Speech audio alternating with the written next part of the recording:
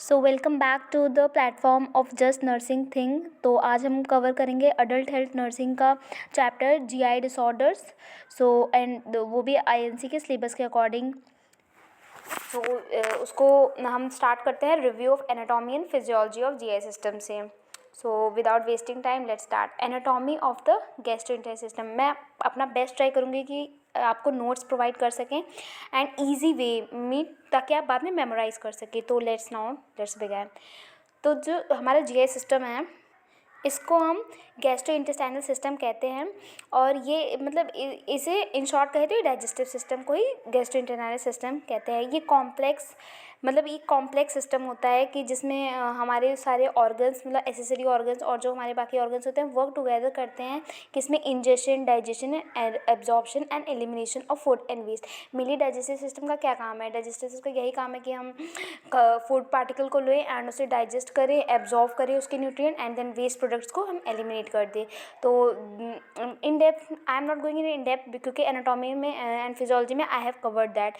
So we are doing with ingestion, digestion, absorption. So इन सबको मैंने बहुत अच्छे से वहाँ पे एक्सप्लेन किया है, फिर भी मैं इन शॉर्ट में बता रही हूँ। Ingestion means taking of the food, digestion means mechanical break down of the food, absorption that वो न्यूट्रिएंट्स जो होता है वो ब्लड सेल में एब्जॉर्ब हो जाता है, and elimination means elimination of the food and waste products. So this is the anatomy. So इसका जो है GI system can be divided into two major components. So mainly जो हमारा GI system है उसे हम दो मेजर कैटेगरी में डिवाइड कर सकते हैं। तो that is alimentary canal and accessory digestive organ. So alimentary canal में हमारा सीक्वेंस है mouth, pharynx, oesophagus, stomach, small intestine, large intestine, rectum and anus आता है हमारे एलिमिनेटरी कैनाल में। एंड इन एसेसरी डाइजेस्टिव ऑर्गन में we have salivary glands, liver, gall bladder and pancreas. तो हेयर जो एसेसरी डाइजेस्टिव ऑर्गन का मतलब होता है, ये लोग वो ऑर्गन होते हैं जो हेल्प करते हैं डाइजेशन में। यहाँ से मेनली फूड पास नहीं होता है, बट यहाँ पे मतलब हेल्प करते हैं these organ to make the digestion easy. So हम लोग स्टार्ट करते हैं माउथ से। सो माउथ और oral cavity. The GI journey begins in the mouth where the food is ingested and the organ cavity contains. So in mouth we take food particle हम लेते हैं और यहाँ से डाइजेशन में स्टार्ट हो जाता है। तो मेजर जो हमारे स्ट्रक्चर है माउथ के अंदर, we all know we have lips and cheeks that help in mastication and speech, खाने को चबाने में हेल्प करता है एंड स्पीच के delivery. And after that we are having teeth. So we are mainly having 32 permanent teeth, जो कि design होता है for cutting, tearing and grinding of the food. That we have tongue, we all know that it's a muscular organ that helps in chewing, swallowing and taste. And then we are having hard and soft palate. ये mainly separate करता है oral and nasal cavity को। Now proceeding with salivary glands. So mainly we are having three pair of glands, that parotid and submandibular, sublingual. ये क्या करते हैं? Saliva, ये लोग स्लाइवा को वो करते हैं, जैसे इंजाइम प्रोड्यूस करते हैं जो कि ब्रेक डाउन करता है कार्बोहाइड्रेट को ईज़ करता है डाइजेशन के लिए, और म्यूकस प्रोवाइड करता है ताकि फूड ल्यूब्रिकेट हो जाए और ईजिली पास ऑन हो जाए। तो इसके function you can take, and this is very easy, that it help in mechanical digestion, formation of bolus से फूड, मतलब बोलस के फॉर्मेशन में हेल्प करता है, टेस्ट सेंसेशन में हेल्प करता है, बिगनिंग ऑफ च्यूइंग डाइजेशन में स्टार्ट करता है, स्पीच एंड स्वेलिंग में भी स्लाइवा बहुत हेल्प करता है। So we are now having pharynx. So pharynx is a muscular passage shared by the respiratory and digestive system. It is divided into, so mainly we are having three pharynx. Nasopharynx होता है, oropharynx होता है और laryngopharynx होता है। During swallowing, the epiglottis closes over the larynx to prevent aspiration. The pharynx propelled the food bolus into the esophagus. So हमारा जो epiglottis होता है वो क्लोज हो जाता है ताकि हम एस्पिरेट ना कर ले। लाइक जब हम कोई खाना खाते हैं तो हमारा फेरिंग्स क्लोज हो जाता है ताकि विंड पाइप में खाना ना घुस जाए। And now we are having oesophagus. तो oesophagus is a 25 centimetre long muscular tube extending from pharynx to the stomach. It lies behind the trachea and passes through the diaphragm at the esophageal hiatus. So it have layers. So like the rest of GI tract, the esophagus has 4 layers. जैसे और सारे उन सबके पास layers थी, same wise esophagus also have layers. तो उनकी esophagus के कौन कौन सी लेयर होती है? Mucosa, submucosa, muscular, external and adventitia are the layers of esophagus. Now after that we are having sphincters, इसमें प्रेजेंट होती हैं। Upper oesophageal sphincter, prevent air from entering and lower oesophageal sphincter prevent reflux of gastric. तो जो sphincter होती है वो prevent करती है, मतलब ये क्लोज हो जाती है, जैसे कि फॉरन, जैसे कि लोअर इसोफेजियल स्फिंक्टर जो है वो जैसे कि खाना डाइजेस्ट हो रहा है ओके स्टमक में, ताकि वो बाहर प्रोपेल ना हो जाए, ये लोग क्लोज हो जाती हैं, प्रिवेंट करता है reflux of gastric acid. And movement में it help like food moves by peristaltic coordinated muscular contraction. Now we are having stomach. So ये हम बेसिक रिव्यू देख रहे हैं because we are having the syllabus, हमें review देखना है, एक स्मॉल डिस्क्रिप्शन, नहीं तो एनाटॉमी एंड फिजियोलॉजी में हमें इन डेप्थ में इसे पढ़ना है। सो स्टमक जेव शेप्ड का मस्कुलर ऑर्गन होता है, located in the upper left abdomen. It stores mix and initiate digestion of proteins. Now we are having regions in the stomach, 4 region होते हैं, cardiac, fundus, body, pylorus. Cardiac क्या होता है, entry point from oesophagus. Fundus dome shaped upper part. Body main central region होता है। Pylorus terminal portion leading to duodenum. Now इस पे भी स्पिंटर है, cardiac sphincter and pyloric sphincter.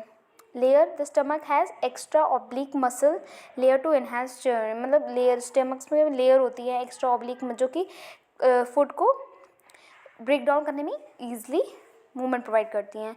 Now we are having special cells. So stomach में कुछ special cells होते हैं, parietal cells, chief cells, mucus cell and G cells. So parietal cells ये क्या करते हैं, ये एचसीएल एंड इंट्रिंसिक फैक्टर को सेक्रीट करते हैं जो कि डाइजेशन को ईज करता है। चीफ सेल्स प्रोड्यूस करते हैं पैप्सिनोजन। म्यूकस सेल करते हैं protect from acid. Mucus cell जैसे कि स्टमक में बहुत एसिड बनता है तो उसको मतलब प्रोटेक्ट करते हैं लाइनिंग को। G cell release gastrin hormone. So in function of the मतलब stomach, mechanical mixing into the chyme, protein digestion, storage and limited absorption. Now we are having small intestine. Small intestine is the longest digestive organ. ये longest digestive organ होता है approx 6 meters and the major site for digestion and absorption. Now we are having division of small intestines like duodenum, jejunum and ileum. Duodenum 25 centimeter, jejunum 2.5 meter का होता है and ileum 3.5 meter का होता है, and this is very important, it's come in MCQs type questions, so do remember it. duodenum receive करता है bile and pancreatic enzyme. jejunum यहाँ पे मेजर ऑब्जॉर्प्शन टेक्स प्लेस करता है. इलियम अब्जॉर्ब करता है vitamin B12 and bile salt. Now we are having surface adaptations like to increase absorption we are having circular folds, villi, microvilli. ये लोग enhance करते हैं ऑब्जॉर्प्शन को, ये लोग सरफेस एरिया को इंक्रीज कर देते हैं जिसकी वजह से जो ऑब्जॉर्प्शन होता है वो इन्हांस हो जाता है. ब्लड सप्लाई, यहाँ पे ब्लड सप्लाई हमारा स्मॉल इंटेस्टाइन में मेनली होता है. Branches of superior mesenteric artery. What are the function? Final digestion होता है यहाँ पे कार्बोहाइड्रेट का, प्रोटीन का और फैट का. यहाँ पे एब्जॉर्प्शन होता है न्यूट्रिएंट्स का. एंड यहाँ पे immune function by pairs patches. Now we are having large intestine. So large intestine is approx 1.5 meter, absorb water and electrolyte and form feces. तो मेनली जो वाटर एब्जॉर्ब होता है वो यहाँ पे होता है और इलेक्ट्रोलाइट्स इसके पार्ट का होता है caecum, appendix and colon. And in colon also we हमारे पास सब पार्ट है like ascending colon, transverse colon, descending colon and sigmoid colon. Now that we have rectum and canal. Now let's see the function. So ये help करता है absorption of water, sodium and chloride, vitamin K synthesis में and faecal storage and elimination में. And last part we are having rectum and anus. So this was about operative description. Now we are coming on accessory digestive organ. मतलब ये organ क्या करते हैं, help करते हैं digestion में. Like liver is the largest glandular organ located in the right upper abdomen. So we are having lobes also. Liver have lobes like left, right, left, caudate and carduate and caudate. Macroscopic unit lobule containing hepatocytes. मतलब macroscopic unit liver का होता है lobule. Blood supply, hepatic artery से oxygenated blood आती है और portal vein से nutrition rich blood आता है. फंक्शन क्या होता है लिवर का? बाइल प्रोडक्शन, मेटाबॉलिज्म करता है, कार्बोहाइड्रेट का break down, fats, protein, detoxification means जो मेडिसिन एंड जो हार्मफुल चीज़ें हम लेते हैं डेली लाइफ में उसे डिटॉक्सीफाई भी करता है. स्टोरेज करता है ग्लाइकोजन, विटामिन एंड आयरन का, synthesis of plasma protein. Now we are having gall bladder. So it's a pear shape sac under the liver. Function stores and concentrate करता है बाइल को और release bile by cystic duct, common bile duct and to the duodenum. So this is the pathway of it's releasing of मतलब its enzyme. Now we are having pancreas. तो pancreas एक retroperitoneal organ होता है with endocrine and exocrine roles. So retroperitoneal मतलब retroperitoneal here means peritoneal cavity के outside locate करता है retroperitoneal. So pancreas is a retroperitoneal organ. So इसके parts क्या होते हैं, head, neck, body and tail. Exocrine function में एक्सनार सेल प्रोड्यूस करते हैं enzyme lipase, amylase and protease delivered by pancreatic duct. Now it's have some endocrine function. Islets of Langerhans, alpha cells produce करते हैं glucagon and beta cells produce करते हैं insulin. Now let's see histology of GI tract. So all major GI structures shares 4 layers. So GI tract के mainly जो जितनी भी हमारी GI system है वो 4 layers possess करते हैं, mucosa, submucosa, muscularis, externa and serosa और adventitia. So these are the layer. तो जो हमारा म्यूकोसा है उसमें हमें इपिथीलियम लेयर है, लैमिना प्रोपिया लेयर है एंड मस्कुलरिस म्यूकोसा लेयर है। सब म्यूकोसा में मेनली हमारा ब्लड वेसल्स होते हैं, नर्व्स होती हैं। मस्कुलरिस एक्सटर्नल में यहाँ पे हमारे वो वाले मसल्स होते हैं, सर्कुलर एंड लेगोट्यूडल मसल्स, जो कि एब्जॉर्प्शन में हेल्प करते हैं। सिरोसा और एडवेंशिया हमारी आउटर मोस्ट कवरिंग होती है। एम्बेडेड नर्व्स मतलब जो कि सप्लाई करती हैं now blood supply. So different have different blood supply, so you can write this in note. I don't think that इसमें मुझे कुछ explain करने जैसा है। So venous portal venous system to the liver जो drainage होता है, nerve supply. So this is means the basic anatomy and physiology of digestive system. So now let's coming to the main topic. तो अभी तक हम लोग discuss कर रहे थे GI सिस्टम का एक बेसिक ओवरव्यू जो कि हमने फर्स्ट सेमेस्टर में भी पढ़ा था। Now we are having nursing assessment, ये हमारा मेनली HN का पार्ट है। So let's start with basic concept again. Like जो हमारा डाइजेस्टिव सिस्टम वो प्ले करता है इंपॉर्टेंट रोल डाइजेशन में, एब्जॉर्प्शन में, मेटाबॉलिज्म में एंड एलिमिनेशन में। So the assessment broadly consist of history taking and systematic physical examination. So हम लोग इसे सिस्टम वाइजली अगर GI ट्रैक को असेस करें तो हिस्ट्री टेकिंग से let's start. So history collection provide subjective information about the patient, about current system, past health issue, lifestyle कैसी है, risk factor. It should be concluded in a private, respectful and non judgmental manner. So history taking से हम start करते हैं। तो chief complain में हमें GI system में क्या क्या पूछेंगे आप खुद माइंड लगाइए। तो जो पेशेंट का primary concern should be recorded in their own word, such as chief complains थे उनके वर्ड में, जैसे they will sing I am having abdominal pain, nausea I am having. Obviously GI system में abdominal pain होगा, खुद सोचिए vomiting होगा, diarrhoea और कॉन्स्टिपेशन होगा, हार्टबर्न और इंजेक्शन होगा ड्यू टू गैस फॉर्मेशन, और लॉस ऑफ एपेटाइट और weight loss. So and blood in stool can be there. So these are the chief complaint that can be asked in history collection. So we have to understand the onset क्या है, duration क्या थी, frequency and severe guidelines, clinical reasoning. Now history of present illness में we can ask the patient about. So I have made this short trick like old card करके। ये है जैसे O से onset, location, duration, character, aggregating, radiation, timing and severity. मतलब onset कब तुम्हें ये मतलब पेन महसूस होना स्टार्ट हुआ, लोकेशन कौन सी जगह पे मतलब ये बहुत ज़्यादा सीवियर है, ड्यूरेशन मतलब क्या ये कॉन्टिन्यूसली रहता है या इंटरमिनेट में मतलब फील होता है, कैरेक्टर से शार्प, डल है, क्रैम्पिंग है, हॉटेस, एग्रीगेटिंग लाइक रिलीफिंग फैक्टर मतलब क्या है, जैसे फूड खाने पे रिलीफ मिलता है, मेडिकेशंस पे रिलीफ मिलता है, कुछ एक्टिविटी करने से रिलीफ मिलता है, रेडिएटिंग क्या ये पूरी बॉडी में स्प्रेड होता है या किसी स्पेसिफिक पार्ट में, टाइमिंग क्या होता है मतलब रिलेटेड टू मील्स और टाइम होता है, जैसे खाना खाने से पहले दर्द होता है, खाना खाने के बाद, या खाना ना खाओ तब, या खाना खा लो तब दर्द होता है। मतलब we have to ask the timing of the pain, और मतलब द टाइम मतलब जो भी हम टाइमिंग से मिली हमें एक आइडिया मिल जाता है कि हाँ maybe they are having this kind of disease. Severity इसमें हम पेन स्केल असेस करते हैं कि 0 से 10 के बीच में हम पूछेंगे how which kind of pain they are having. For vomiting note colour, content, presence of bile और ब्लड इन डायरिया और constipation, assess frequency, stool consistency and mucus. Past medical and surgical history में we have to important factor include करना है, जैसे previous GI disorders में like peptic ulcer, GERD. This GERD is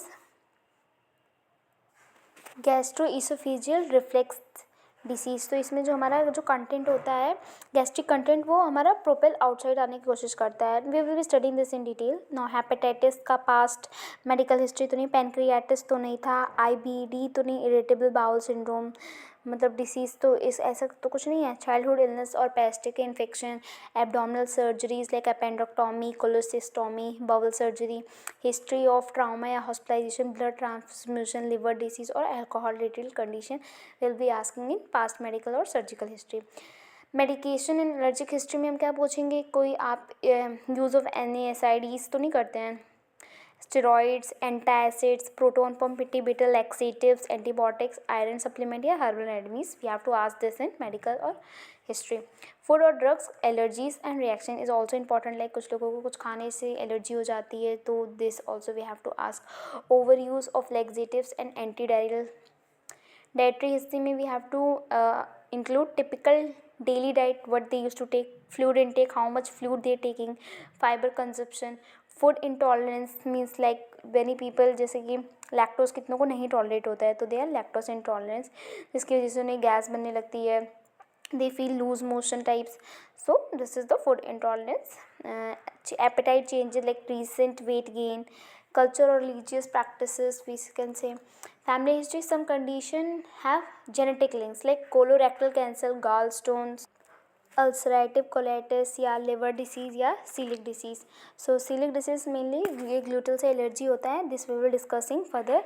so psychosocial and lifestyle history में will be ask like alcohol intake, smoking, because smoking भी affect करती है हमारे GI को, caffeine intake, stress level also, मतलब ये तो पर्सनल सबका वो ओपिनियन होगा कि स्ट्रेस में दे फील, मतलब जीआई, मतलब आई यूज़ टू, मतलब when exam comes and all I use to, मतलब स्ट्रेस के लेवल की वजह से जो डिस्टर्बेंस होता है तो वो भी हम इंक्लूड करते हैं। एनजाइटी, स्लीप डिस्टर्बेंस की वजह से भी जीआई डिसऑर्डर हो सकते हैं। Physical activity, occupational socioeconomic factor, travel history, risk of infection. Bowel and elimination history में we can ask normal bowel habits, change in stool colour, size और frequency, ये तो अकॉर्डिंग टू मील भी very कर सकता है, like black tarry stools, melaena, color clear stool or bright red blood. All findings should be documented clearly and compared with patient baseline. So now we are second part is physical examination, जिसमें a focused GI physical assessment uses inspection, auscultation, percussion and palpation in a specific sequence. The patient should be relaxed, lying supine with the abdominal exposed from xiphoid to pubis. So now let's start. General observation में before examining the abdomen we have to note body build कैसी है, moderate है, thin है, nutrition status we have to assess, weight changes we have to see, pallor तो नहीं है skin because it indicate anaemia, jaundice, liver disease indicate कर सकता है, डिहाइड्रेशन साइंस, रेस्टलेसनेस और guarding due to abdominal pain, breath odour we have to see that fruity और कीटोएसिस होता है हमें उसमें, डायबिटीज़ कंडीशंस में पेशेंट के। Inspection, now what will inspect, observe the abdomen for counter and shape, flat है, rounded है, स्केफॉइड है या डिस्टेंटेड है। हियर द वर्ड काउंटर का मतलब ये होता है शेप क्या है, मतलब एक आउटर अपीयरेंस क्या है, सिमेट्री, बल्ज तो नहीं कर रहा है, मासेस तो नहीं है, या हर्नियाज मतलब दिख रहा हो, मतलब जो आउटवर्ड प्रोट्रूड कर रहा हो, स्किन में कोई scar, striae, rashes, visible vein, movement में respiratory movement we have to check visible peristalsis and pulsation, umbilicus में position, herniation and inflammation. So these are the things that we are going to inspect.